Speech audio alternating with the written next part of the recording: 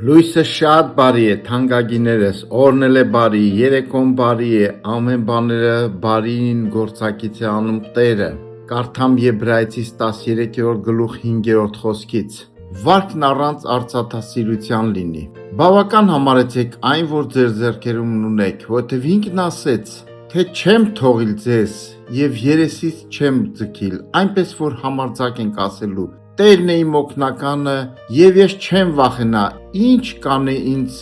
մարդը։ Հրաշալի տեղասիրելներս, հալելույա։ Սերնես ինձ եւ քեզ Աստծո խոսքը սովորացնում է, որ ես եւ դու արծաթասեր չլինենք, այլ լինենք աստվածասեր։ Բավական համարենք, բավական, երբ որ մենք չենք բավարարվում, բավականություն չունենք, դա տանում է դեպի արծաթասիրությանը եւ ինչ որ ունենք մեր ձեռքերում, դա բավական համարենք, սիրելիներս։ Ինչու այսօրվա հոգսերը, ամեն բաները միշտ չի բավարարում, ամեն ինչ ավելացել է, շատացել է, չի բավականացնում։ Սիրելիներս, ինչու, որովհետեւ ինքը ասեց. չեմ թողի քեզ եւ երեսից չեմ գցիլ, այնպես որ համարձակ ենք ասելու, Տերն է իմ օգնականը եւ ես չեմ վախենալ, ինչ կանե ինձ մարդը։ Եթե ինքը ասել է, ինքը իր խոսքի հետևում կանգնած է, սիրելիներս, ինչ էլ լինի Տերը տեսնում է, սիրելիներս, Տերը գիտի եւ իր ժամանակին